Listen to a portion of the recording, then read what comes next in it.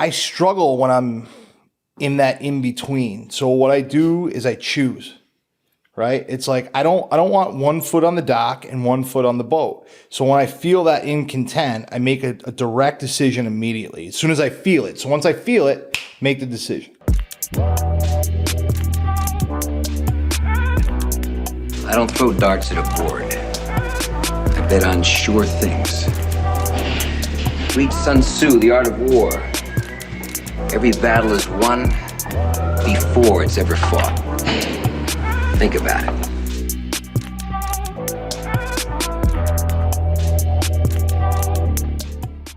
Welcome to another episode of the Profitable Property Management Podcast. I'm your host, Jordan Wela. Today, I have Jared Kott with Marblestone in the house. Jared, my man, thanks for being here. Oh, thanks for having me. I'm so excited to sit down and chat. I've been looking forward to this one for some time. You and I got to know each other at the bottom of the Grand Canyon. It was a wild adventure. We're going to cover that and more. But let's start out with your background. How'd you get into the industry? So I got into the industry by actually getting fired. I was a insurance guy, reinsurance. I just say insurance because it's easier. Led teams, flew around the country, was having a blast. And as they say, sometimes the rug gets pulled from you. So I got a phone call on February 13th of 2013, and they said, "Do you know where Conference Room B is?" And I said, "Yes, I do." It was New York City HR, and I said, "I think I'm on the chopping block." So I always wanted to get into real estate. I didn't have the courage to leave kind of a cushy job. Corporate salary. So I believe that something bigger than me was like, listen, I'm going to do this for you. So it was scary. It was absolutely scary because I said, it was cushy, but it was my chance. And that was a Friday. I went and had a lunch with a attorney friend of mine that did some real estate. And I said, what should I do next? And he said, go take a class. And we jumped online and I took there's a local lender called CIC. They had a property management class starting that Monday. And that's how it began.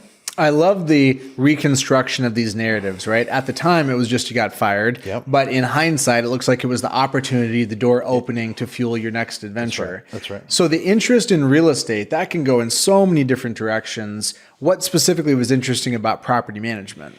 Nothing at the time, to be honest with you. So I was like, I'm going to be an investor. Okay. I don't want anything to do with property management. But I wanted to kind of learn what is it like to manage, right? So I lived downtown Chicago in a high rise. I had a motorcycle at the time. And in the spring, summer, fall, I would just drive down Lakeshore Drive. It was a beautiful ride on the bike.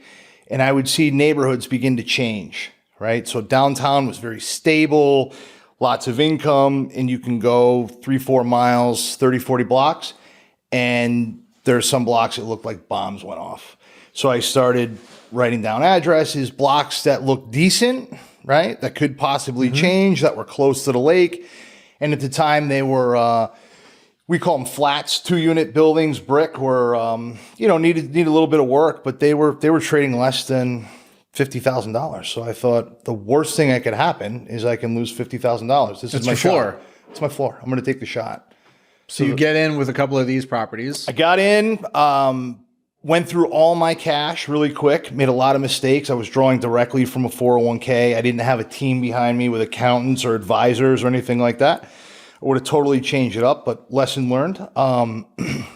So, kind of fast forward, I grabbed 5 or 6 of these. I'm not a construction guy, right? So I took a real beating in the beginning, getting beat up by burn contractors, but everything was a lesson, right? If it could be, some of it was time, some of it was money, a lot of it was money in the beginning. But as we move on, let's say there was 10, 12 free and clear units. And that you're managing yourself. Yeah, and I can tell you a couple quick stories about why not to do that and why I hated it. I did everything wrong. And I took the class. I thought I knew stuff, but it was like, get to know the tenant. Anything they need, offer them. So I gave them my cell phone. Ooh. I said, anything you need, Jordan, you call me. And for a couple months, it was great. Nobody called me. And then, then I'd be out to dinner and on a Friday, Saturday night, my phone would ring and somebody'd say, the lady on the second floor is banging her music. you got to stop this. And it was just chaotic. I said, I don't want to do this. And that's when I began to hire some people, put some layers in between. Because I'm not really built for that. You know, I'm a numbers guy. I'm a visionary. But I don't think you go from just being you don't just become a visionary and launch without taking your lumps, if you will. So all these things were lessons that I learned on the road. So that's the direction that you went immediately, was to build up some staff around it, as opposed to hiring a third-party management company. Yeah, I believe that in the areas that I work that I was buying, I made some calls, and then this kind of leads into how Marblestone got created. I made 5 or 6 calls when my blood pressure got high enough. And that was somewhere between 20 and 30 units of my own, and just said, I'm out. I'm done. I don't want to do this. And nobody called me back. It was unbelievable. So I said, this is an awful sign. Like, this is not a good start. It's not going to get better from here. It's not going to get better. So, this is probably 2014-ish now. And I just said, I'm going to have to figure this out. Because I have nothing left, right? All of my life savings is laid up, all of my time. I'm too proud to go back to reinsurance, right? And I've started to build this thing. So that was the turning point where it's like there was no going back. And maybe in the first year, I would say I'm 60% in. Now I'm like, I've got to be all in. All my chips need to be in to make this work. So that's how it started. So it's going to be a pass-through company. Now I've got a little small team of accountants and attorneys that I'm talking to. It's going to be a pass-through company for the holding assets. And at the time, I was doing just telling my story, like I'm telling you, around Chicago. Small meetups, no, free of charge and stuff. And people would say, I've got a 2-flat right down where you are. You want to manage it? And I said, no, I have enough headaches of my own. So I probably passed on I know I passed on so many opportunities, and finally some girls in the office said, why aren't we doing this for other people? Because you're complaining about all the cost and everything. And I said, you know what? I really like that idea. Let's take them on. So we slowly started adding. So it was meant to be like a self-service for my own assets, and then it organically sort of grew.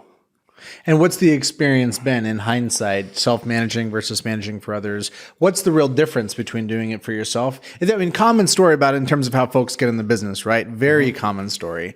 What's the fundamental difference of doing it for somebody else versus yourself? Do you treat your properties any different? Give me the skinny. No, it's all the same. But I'm the kind of guy where it's like, I don't want to learn with your money, right? Which is why I made all my mistakes first. On your own dime. Right? So there was also that level of comfort and experience that came. And that was also part of the story that I told owners. Like, I've done what you're doing.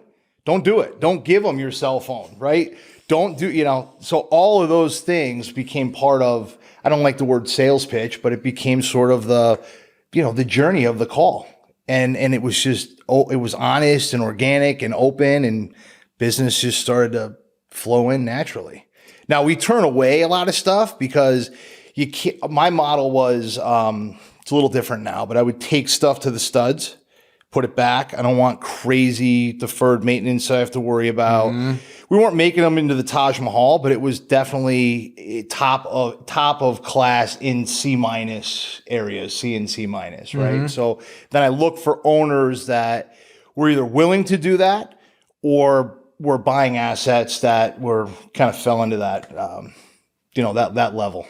So let's fast forward to today. How many units do you have under management now? So management's 370. And what does the staff headcount look like? We've got 7 people in the office and half dozen guys in the field. It's very, very high touch in the areas that we are. A lot of maintenance calls. Our book is 70% subsidized. So that's city, county, state agencies, a lot of site visits to meet with inspectors. It's the Chicago Housing Authority inspections all the time. So there's all sorts of manpower needed for that. Tell me more about working within that regulatory environment. Was that something you had to learn the ropes yourself? And how do you, maybe you don't have the direct experience because you haven't worked in another market, but what is unique to having to comply with those rules and regulations? It's a great question. You need to know it's a lot of red tape and a lot of details to it, right? So what we've done is we believed in, like, just let's get the process down. Let's understand what's needed to get somebody in, right? And let's look at the time it takes, right? How long does an inspection take? What's the consistency look like? Is there any consistency? If there isn't, can we fix it in a huge city like Chicago? So like now Marblestone sits on owner council boards. We act as a sounding board actually for the Chicago Housing Authority. We're really proud of that, but it's taken time and sort of build those relationships. But I also look at it like I can't, in a challenging market in low income, I can't shake somebody down for money. What I can do is fix something if something's broken, and what we can do is work out, personality issues if need be. So the reason I went that path is, one, it's in huge demand, and two, I don't like the word guarantee. Nothing's guaranteed, but it's a nice hedge for me as well as investors. And I'm very open about this. I don't see a lot of investors coming to the south side of Chicago because they want to change people's lives. They may say it, and they may have a slogan that says changing lives through real estate. And I think that's fantastic. And I think there's ways to do that. But the real reason they're there is to chase cash flow and yield. So if you're going to do that, let's follow this program. This is the way to do it, because you're not going to go into a low income neighborhood, push up rents, and think it's going to be successful without some sort of subsidy. That's my take on it. No, a lot of people hear subsidy, Section 8, Class C, and intuitively and reflexively, maybe not having done it, maybe having done it, they think you can't make any money doing that. One of the things that I know about you and that I appreciate about you is that you are minding and aware of the numbers. I know that you're a profit coach client, and I know that you're paying attention. Talk to me about how your financial IQ has evolved over time, getting deeper in the numbers. Well, at first it's just sort of one big bucket, right? It's like, and I'm going to talk about my own assets for a little bit, and then we can kind of merge into the third party management. But it's like, at first, all I wanted to do was pay the mortgages. Let's just make sure the notes were paid.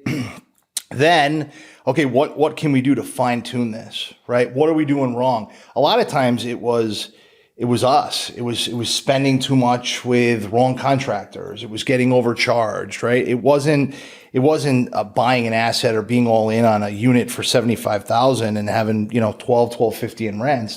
That'll work, right? It's all that in between stuff that we kind of fine tune. So the third party piece is kind of looks like there's going to be more expenses because there's more touches, right? And more touches could mean more maintenance calls, but it's just going to add up with the amount of time that we have to be at the building compared to what we call a market tenant, right? But with that being said, you can still get in at such a low entry point that there's margin there to be made. But you have to explain that, out of the gate. You can't just. It's much different underwriting a subsidized housing than it would be, a regular market tenant, in terms of pro formas and spreadsheets. So we always like to be open about that in the beginning and say, how are you seeing this? What do your numbers look like? Because we manage, over 300 of these, and this is what we see. Right? So in terms of the operational financial metrics for the third-party management that you're looking at, what are you paying attention to on an ongoing basis to maintain your grip on the finances and to hit your financial goals? Yeah, so maintenance costs is going to be a big one. We've got to have, and we're proud of this number, and it's helped because we pay close attention to it with the numbers of Profit Coach. Unit turns. They've got to be done quick when somebody moves out because vacancies will kill you, right? Rent collections is a huge one. Right now we're sitting, it's subsidy, but that included in that, there's portions, and we're sitting at 95% collection in a true C minus area. That's a proud number. And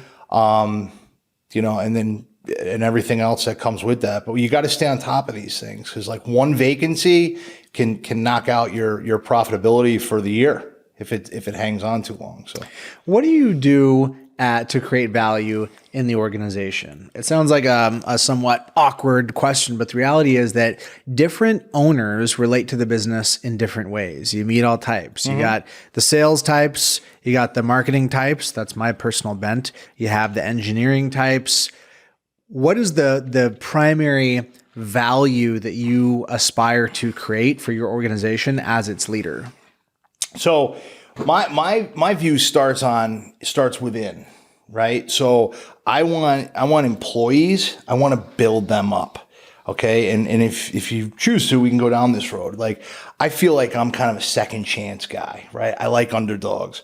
I like them in football, I like them in basketball, and I like them in life. I just think they're gritty, they're grindy. So, where I'm going with this is my almost everyone in my staff has some unique story about them, right? I want to get to know them on the core level.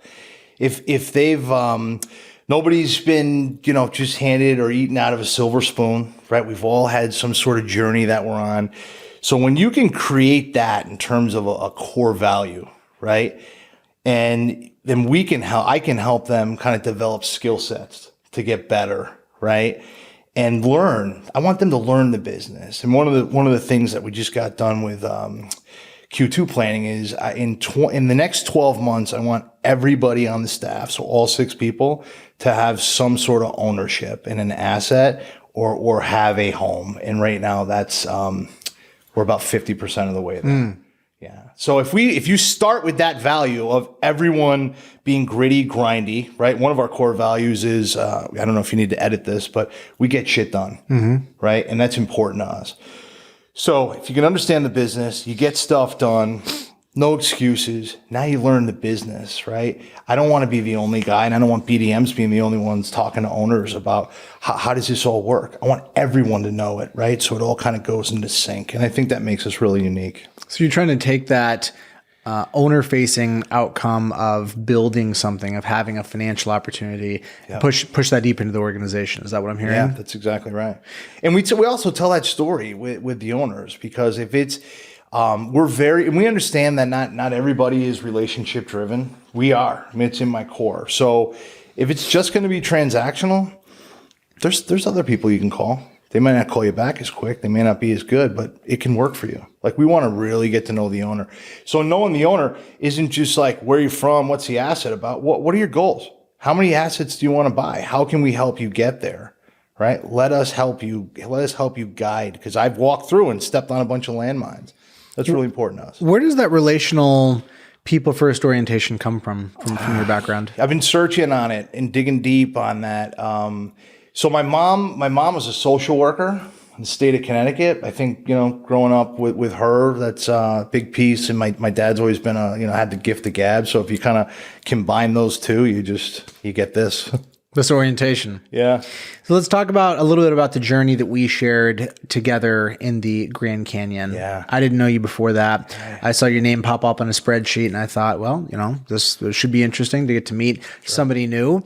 And what we were doing was ostensibly a rim to rim to rim hike in the Grand Canyon. It ended up being a rim to rim for the vast majority of us. We were raising money for Operation Underground. We were masterminding and networking with a great group of people, and we were also pushing ourselves to our limits. That's the tee up. Jared, I'd love to chat a little bit specifically about what your journey and experience was like on that trip.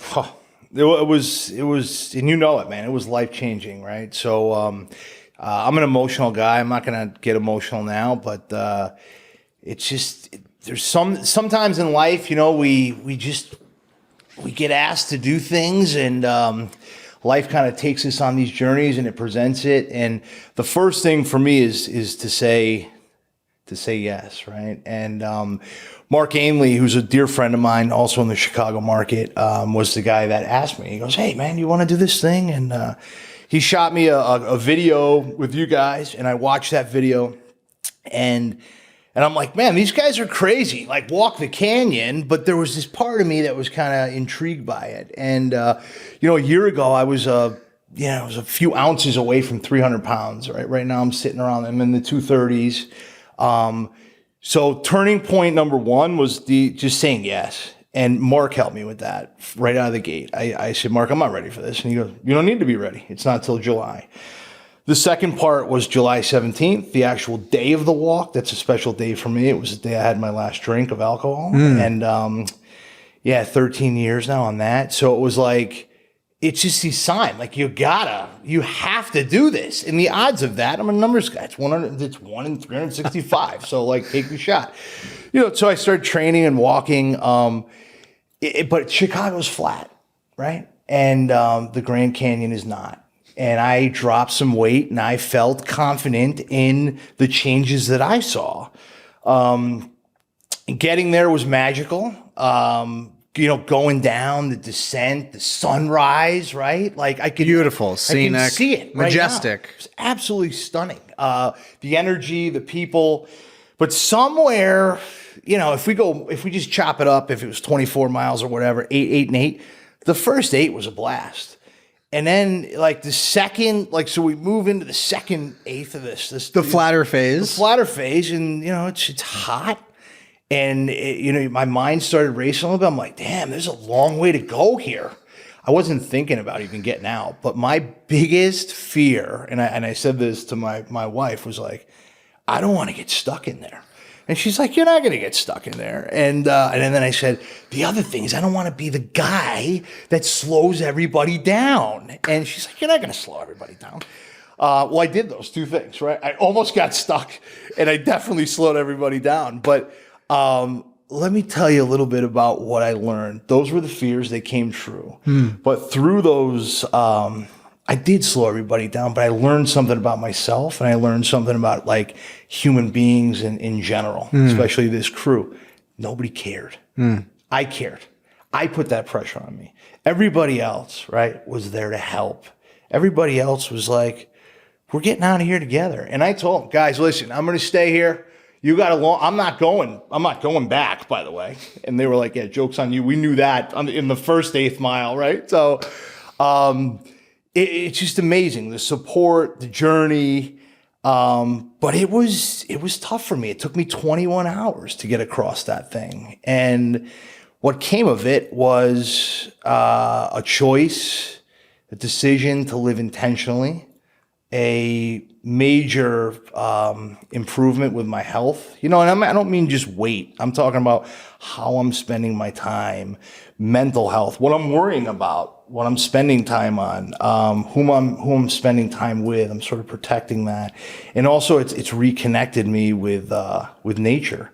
As a kid, I loved hiking around the East Coast in Connecticut. I didn't do that for 30 years. Now I'm looking for ways to escape, to do little hikes in the Midwest and stuff. So really, really special time for me. It led me to be super close with you. Like if you said to me, hey man, I need a thumb, I'd give it to you.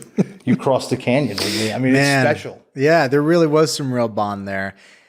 When people are hearing this story, some of it may not completely make sense if you haven't done it. When you say that there's no way out, what's meant by that is that there are no bus stops. There is no ranger pickup station. In theory, they talk about a helipad somewhere down there if there's some kind of an emergency.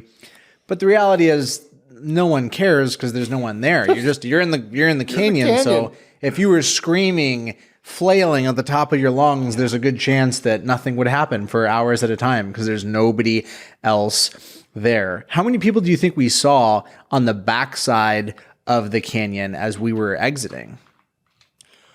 I remember maybe, and this is going in, I think I got out around 1:30 a.m. On a start of whatever, 4 o'clock. And everything kind of is a blur, but let's call it midnight, 12:30-ish. I remember seeing one couple, headlamps. So they were going down the north and we were trying to get out of the north. And, I was at a crawl pace.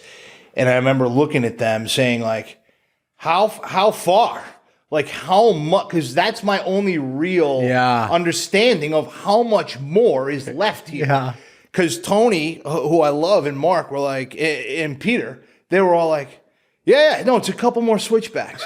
But they did that intentionally because they didn't want to like break you. Yeah, it would have crushed me if they were like, listen, man, you got like 2.5 more miles and it's straight up. I would have just been like, that's it. I'm done. Right. So not many at all. There was like one, maybe 2 couples. And they just said, you're almost there. And I'm like, wow, that's great. But I wasn't almost there. It was hours. Wow. Yeah. My experience was not that dissimilar from yours, at least in the sense that I recognize that I was underprepared and incorrectly prepared. And it was really, really humbling. I was underprepared in the sense that I simply could have done dramatically more. I was ill prepared in the sense that some of the things that I did do weren't helpful, like cycling. I did a lot of cycling in advance. That did nothing for my feet in terms of preparing my feet. So my feet at the bottom, when we were at Phantom Ranch enjoying some lemonade, that's when some of the blisters started coming up. So a couple of people had syringes to pop them and drain out the liquid, band-aid it up.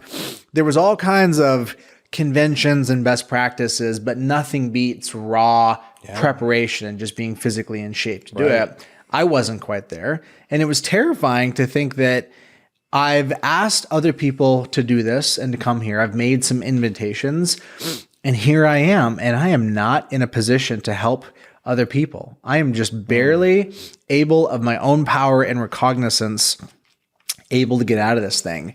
And it was an absolute crawl getting out of there, one step at a time. There's some kind of a metaphor in that, just that raw persistence of what it devolved to, the slow, unrewarding, excruciating persistence required. It wasn't sexy, it wasn't glamorous, but it was what was necessary. And paired with will, I mean, that's what the experience was for me, and I know that's what it was for you 100%. As well. What was left when all of the physicality faded away, what was left was raw will.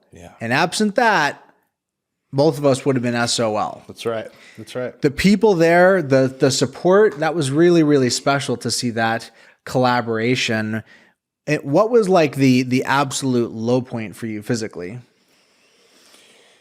So there was a, I don't know, like in that last third, like my, I had a Fitbit, so I was kind of like paying attention to my heart rate and stuff, and it wasn't going down, but it was, the unknown of like, how far is this? Right. So looking back, like I believe it to be the truth. I don't know if it will be because I only know what I know, but it's like, if you tell me it's going to be 4 hours straight up, I think I would have been able to handle it. But it was like the unknown. Just a little further. Yeah. A little further. And then, so there was a point where we were going up the switchbacks, and it wasn't like a full running river. It was Tony's got some great clips of it. It was kind of like a slimy, sludgy wetness. And I said, guys, I just need to lay in this thing. And I laid in it to kind of cool down. And that was, I don't want to say it was demoralizing because it did what it needed to do, which kind of cooled me down.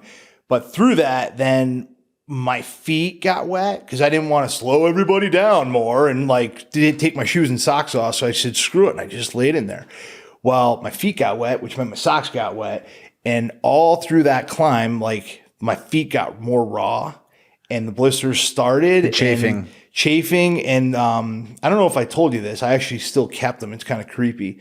I lost 4 toenails. Oh my God. Yeah, it was really bad. But the worst part where I started screaming to the guys out loud, just like F it, was when it was like I thought we were getting close. And then we plateaued. And all of a sudden I'm like, why are we going down?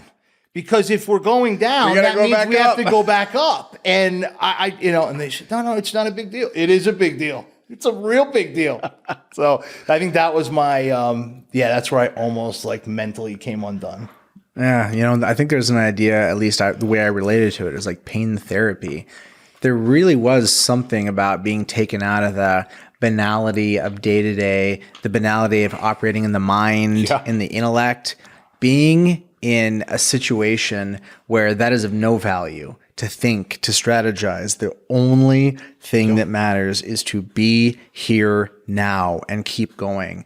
That level of clarity and presence was both refreshing and excruciating, but it's something that I've carried with me since. And there is almost a kind of a weird craving to get back and do something like that again. I feel when you said that, I felt it because it's the truth. I think now I go back to the canyon, as I call it, and just say, this isn't hard. The canyon was hard. Yeah. Whatever I have in front of me, this is not hard. And that could be physical, that could be emotional, that could be, professional work. Nothing's really that hard anymore to me. So when you really get out there and push your limits, I don't know. I think it was a huge success. I mean, I'm gonna go back there again, and I'm training for it, and I'm gonna do it rim to rim, and I'm not staying over to rim, and that's my longer term goal. That's the goal. That's my goal. So it's like south side, south to north, go through that whole journey again, touch the top where the guys were like, take your last step out of here. And I basically crawled and then head back. That's my plan. And you think you do it in roughly the same amount of time it took you to get there one way? Yeah. So it was 21 hours. I'd like to do it in it won't break my heart if it takes me 22 hours, but yeah, 21 would be a big win for me.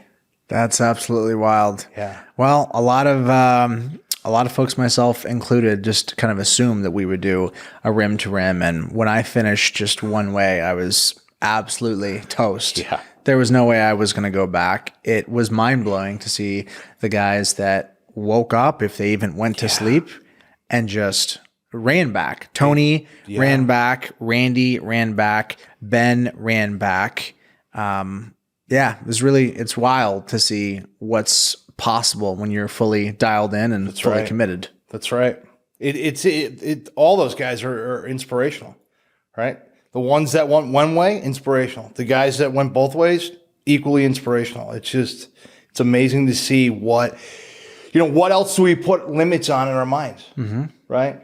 And my search now is like, why do I do that? And I've spent a lot of healthy time since I've got out of that canyon thinking about it. Not in the rearview mirror, right? Not beating myself up. What am I putting limits on? How do I break through it? And I can tell you this, as we kind of correlate it to property management, the business has never been better since I got out of there, right? And it all started with doing what? Saying yes. I was terrified, right? I was telling you before here, I wasn't terrified to go on a podcast, but my heart rate elevates. But as soon as you asked me, I said yes. I say yes to things now. I don't talk myself out of it. Say yes. So that's just one of the gifts that I got out of there, but there's so many. How do you think about showing up at your best? What's the mind state? What's the presence of mind? What's the vibe of Jared on your best day when you're at your peak? Yeah. So, first I got to get there, right? So in order to get there, I do 3 things when I'm on my best every morning. I work out for 45 minutes. I drink 36 ounces of water. I love a good glass of lemon water. I look forward to that. I take about 10 to 15 minutes for myself. No electronics, nothing. Just sit. I don't read. I just sit.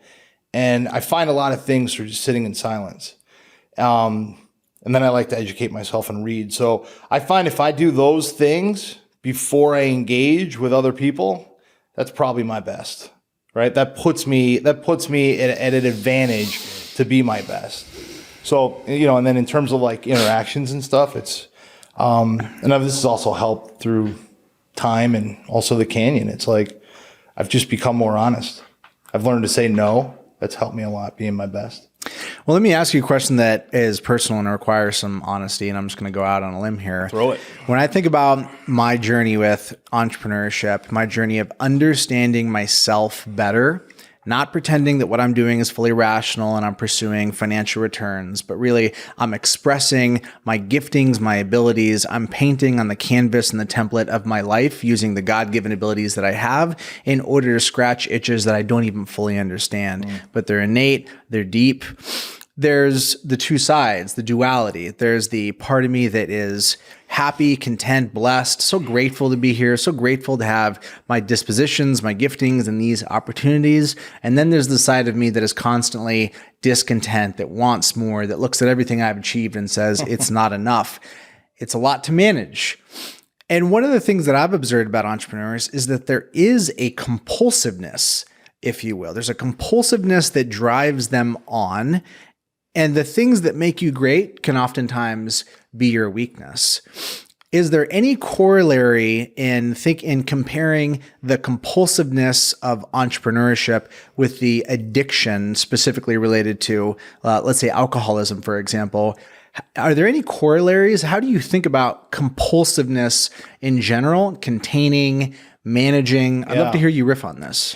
Yeah, that's I love the depth of that. There's so much there to unpack. So, the easy part of it is this, like, if it's something positive, like, let it run. It's like a fish on a line, let it go. Right. So if, well, that could be, working out, that could be working, but then it's like, I get that. It's like, am I working too much? When is it enough?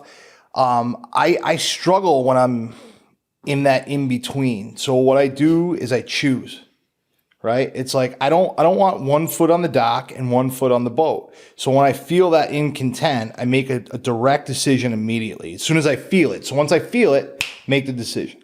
And the decision's either get going or stop, but don't sit in the middle because nothing good's going to happen in the middle. Right. On or off. On or off, man, and that's what works. That's what works for me. But it's the immediate decision, right? And then before that, this is the most important part. It's understanding when you're at that feeling of I call it uneasiness. What is it stemming from, right? But like to think, I've never met and never had coffee with, breakfast, or just a chat with an entrepreneur that was like, my life is perfectly content. I'm done. So like, it's part of the game, and it's either like you get that or you don't. And, I can almost think like if you don't have that feeling, like maybe you're not a true entrepreneur. Maybe you shouldn't be in the game in the first place. It's just part of it. Right. So once we know that that's just kind of how we're wired, then we just got to not sit in the middle, pick one. That's how I see it. On or off. On or off. Yeah. I like it. I can relate to that. There's definitely a lot of highs and a lot of lows.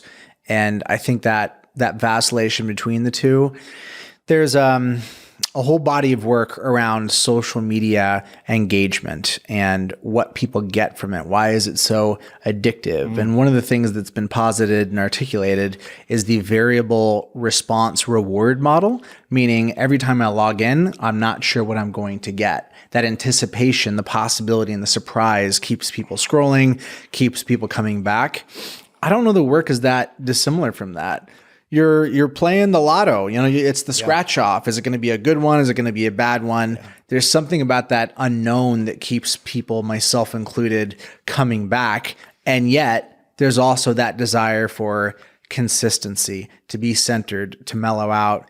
How do you personally manage your ambition? Let's talk about your ambition. Where do you want to take Marblestone? What is the path and what's the balance for you between raw, unadulterated ambition versus the quality of life that you want for you and your family? That's awesome. So the aggressive entrepreneur, healthy alcoholic says, let's go to 1,500 units and let's get there in 3 years, right? The other side of me is like, why? And so now I've left foot on the dock and the right foot on the boat, and the why isn't driven anymore by ego. Right? A couple of years ago, I'd been like, "What?" If you asked me, like, "Well, why do you want to get to 1,500 units?" Because I should. Makes me feel good. Status. It's the number. It's the status. The ego, man. Feed me. Now we have a vision to get to 1,500, right? But everything needs to be aligned. Doesn't need to be perfect, right? But remember why we're doing this. I'm doing this for people, right? So as long as those people are growing, we're going to continue to grow. If the people stop growing, we're going to tap the brakes until that gets right. So that's kind of the vision and the mission, and it's not a unit count that gets there. It's just how many more people can we help along the way to get there, and my number is 1,500 due to the people. And the number is a proxy for the growth required to actually get there. Yeah, it's just reverse engineered. You can't get to that kind of a number and do things the way that you're doing it currently. That's been my experience. I can't scale what I'm doing to a much larger number unless I'm incredibly patient in terms of the timeline. To move at a cadence in a timeline that is satisfying, there's some change, there's some transformation, there's some discovery of the limiting beliefs. And that's one of the most rewarding aspects of business. When you think about your journey over the last 12 to 18 months, operationally, in terms of the guts, the gritty parts of the business, operationally, what have been some ahas and some breakthroughs for you and your team? Okay, so this is coming from the heart, and it's the truth, man. So I made a decision to I made a decision to step out. But before I could step out, I needed to give my team tools. Two of those tools that changed the business, lead simple. And I'm not talking just about the lead part, okay? I'm talking about processes. And I knew that I wasn't an operator. So I got on the phone with your team. I don't even know if you know the story. And I was like, listen, I'll pay you, but I don't want to do it. I'll sit on the meetings and we'll kind of guide the ship, but I need your help. JP took us from, let's just say, a little bit of chaos to zero chaos. Handheld us, was available at evenings. It was incredible. So step one, we got to get these processes in and we got to get some automation in there. Now all of the team knows what we're doing. It's not, well, I don't know who's doing what. And it's a process that we're following, right? It's beautiful. Now that that's set up, okay, are we really making money? Are things working right? That's where Profit Coach came in, right? So I sit back on that dashboard, like that thing's my baby. I love it. And because I can make decisions non-emotionally based off those numbers. And I can also find people that are much better than me to help me fix those things if they're broken, right? Internally and externally. So those are things that really change. I remember I sent you an email sometime after the Canyon. I was like, I don't know if you realize this, but you may think that you're running a tech company, but what you've led us to, and me specifically, is time. And that's just an asset that you can't buy it, man. So I really appreciate, everything that you've done in that regard as well. And I wanted to let you know that. That's beautiful, man. Thank you. That's a beautiful share. I received that. I'm blessed by it. And I hope that in the work that I'm doing, this is what I aspire to being in the game. It's what keeps me in the game. You're doing it. It's easy to get commodified into management. You're a rent collector. I sell widgets. The business is an opportunity to do to apply as much or as little meaning as you choose. And hearing stories like that is intensely rewarding. It's definitely what helps me kind of get up and stay engaged in the game. So thank you for that share. That's cool, man. I hope it continues to light your fire, because it really has helped us. I mean that. I really do. One step at a time, man. That's it. That's the name of the game. Sure is. So as you think about where you're going to take things with your staff specifically, because people, training processes, what is the growing edge for your staff? Upskilling, educating. I love your orientation. I want to get your feedback and commentary on the idea that some people that got you here won't get you there. You can outgrow people. There's churn. There's all kinds of issues. It's complicated. What are you doing, particularly as you're stepping out and pulling back, to make sure that your team is continuing to grow? Right. So, we do what a lot of companies are doing, right? We run level 10 meetings, right? Keep everybody engaged, spot check what's happening. But my biggest thing is I've got to just connect with more people. The people that we have now, like I'm not going to future trip on like what works at 350 is not going to work at 500. This is going to break. Listen, I get it, because what worked at 100, what worked at 50 didn't work at 100. I get it. We can work through it, right? But I'm not going to sit here and tell you I have some crystal ball or a magic bullet that I'm doing this and everybody should do it. I don't, right? I engage with the team. I get down with them and say what's working. I could tell you that by here, looking at these numbers, this is working really well. Should we double down here, right? And this isn't working. So why? Do we need more people? I believe very much in remote team members, right? I think that's a huge game changer. Tell me more. I want to hear more about that. This is both obvious at this point because so many people are doing it, and yet there's still some resistance of folks that haven't fully. Yeah. What was the aha moment for you? Well, I mean, my thing was this. So it was like, it goes back to limited beliefs, right? So I've tried to do things on my own. I did like the whole like Fiverr, let me grab a guy sort of thing. And then it was like, nobody wants to train this person, whatever. So I've had some really good experiences and some horrible ones. But recently I hooked up with Matt T and at Home Vault, and he was like, oh, we could find some like really skilled people. And I was like, I don't like, I tried to explain like, I'm different. I'm unique, not in my market. And we gave that a shot. And we got a woman from Mexico, perfect English. One of our problems was maintenance coordination, right? A lot of our techs speak both English and Spanish, but more fluent in the Spanish side. We basically doubled like the maintenance side of things in terms of productivity since we brought her on. So it's like, when you look at the ROI on that, it's like, what else can we, now it's a game. Now it's like, how many more can I add? Right. And then, but I need to know exactly where they're needed. I just don't want to bring RTMs to bring them.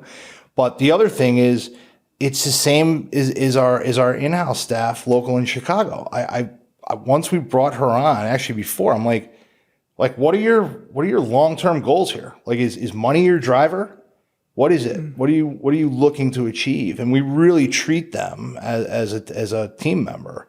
So we set a success plan for her, and I also want her to buy a house as well. Like, if you're on the team, beautiful. That's a deal. So, and let me tell you, if this woman's kicking ass. I love hearing that. Do you feel like that parlays well, or you get more leverage in the context of having the systems and the processes built out? I feel like some folks hire an RTM, it doesn't work out, and come to find out that we just weren't providing a lot of direction. Well, how are you gonna bring somebody in who really doesn't understand, all the bells and whistles with property management if you don't have some sort of guide? You're just throwing them in the middle of Grand Canyon. Go get out. That's not fair. But if you throw them in the middle of Grand Canyon and say it's going to be really hard, here's some water, here's a map, here's a compass, at least they have a chance. And I'm going to check in with you every 2 miles and make sure you're doing okay. That's a plan. But yeah, you have to have a process. Otherwise, you're setting your team up and the team member up for failure. That's not fair. That's not creating win-wins. What does stepping back and stepping out a bit mean for you? What was driven by that? What possibilities has it opened up, and where has your time been reapportioned? I spend a lot more time working on myself. That's reading. I listen to at least 3 hours of podcasts a day. I read probably 2 hours a day. And then I analyze from a high level numbers. And then I engage the other 30-40% of the time with people, whether that's internal or external or relationship building. So that's what I spend my time doing. What got me there was, I always told my partner, Erica, and my wife, and quite frankly, everybody involved, like, if I get bored or I stop having fun, I'm out. And I don't know what that means. And that's not meant to scare anybody, but like, I'm going to be all in on you guys, and you guys be all in on me. So if you see me getting bored, check me. We're in this thing together. And, nobody checked me, but I knew inside, I was like, this is just not, there's more to life than this. A little rote. But when I say more to life than this, I was in it. I was doing things. I was trying to be an operator, man. I'm not an operator, right? I'm a manager.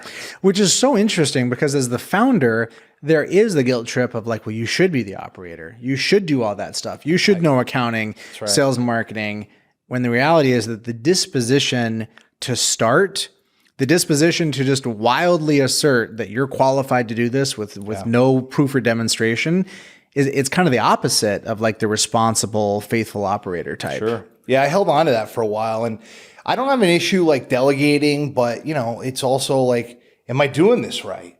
Like, or who's going to train? It was just so many things. But where it really started to click was my wife also decided to go all in, right? And Erica's she's a genius with people. She's super patient. And with like the books, there's nobody better, right? And it's like, okay, let's create some real crystal clear lanes here, right? Like it goes back to delegate and elevate, right?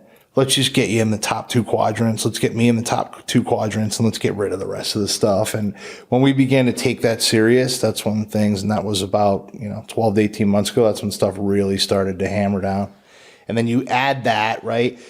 You add that to some profit coach where we're like, okay, cool, we have the lanes figured out, but like we're seeing money in the bank account, but like where is it coming from? Like it's just one big bucket. Right.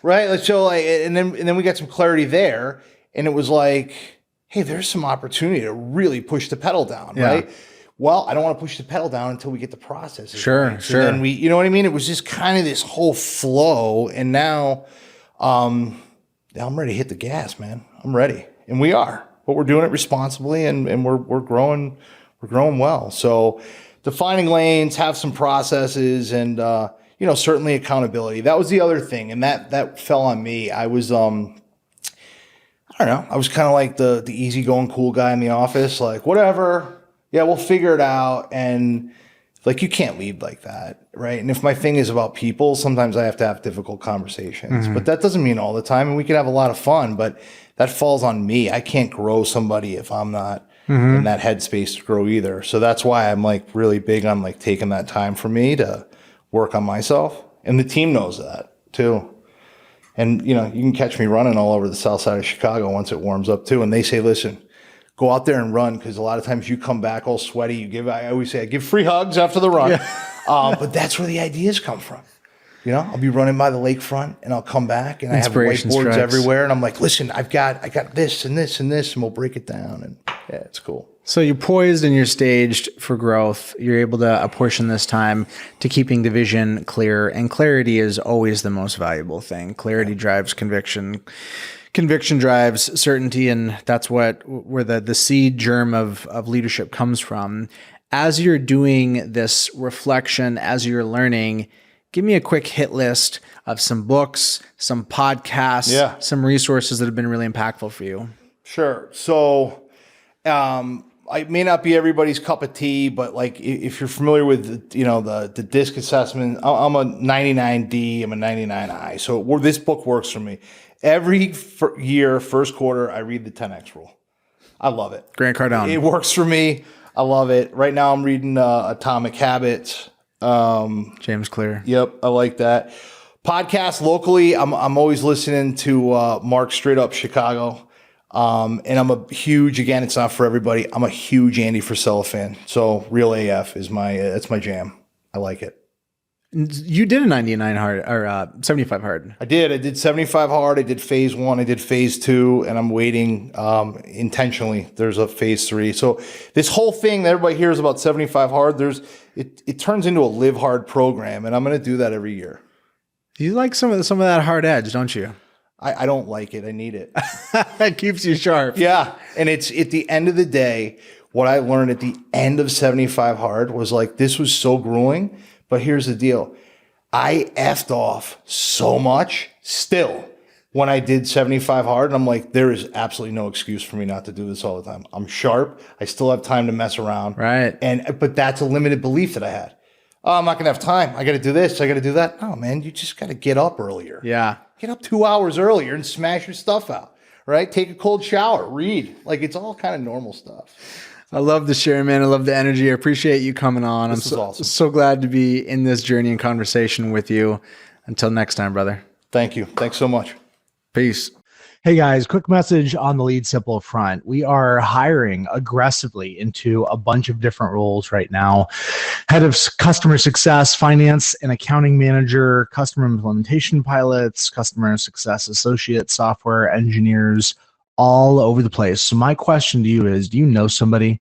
Do you know somebody that might be interested or a fit for one of these roles? You can see the full scope at leadsimple.com/careers. Head of customer success, finance and accounting manager are the ones that we are focused on the most right now. But I'd love to have a conversation about any of these roles. So if you have questions, you can email me at jordan@leadsimple.com to understand the scope, the depth, and to know if anybody in your network might be a fit. We are a live crew, highly competitive, a little bit nerdy, and we love to have a really good time along the way as we work. So if this sounds like a fit for somebody that you know, love to hear from them. Thanks, guys. Jordan here asking you, what do you got? What is a question you want to ask me? Can you stump me? Can you throw me something hard, perplexing, vexing, something you feel tied up in knots with? Throw it at me. I'll do my best to try and answer that question, to dissect it, to parse out the nuance and maybe help you get a bit more clarity. I'm looking for questions as the basis for creating content, and you're looking for answers as the basis for clarity. And wouldn't it be perfect if those two things matched up? Drop a comment, send me an email, jordan@leadsimple.com. Let's stay in the conversation. Peace.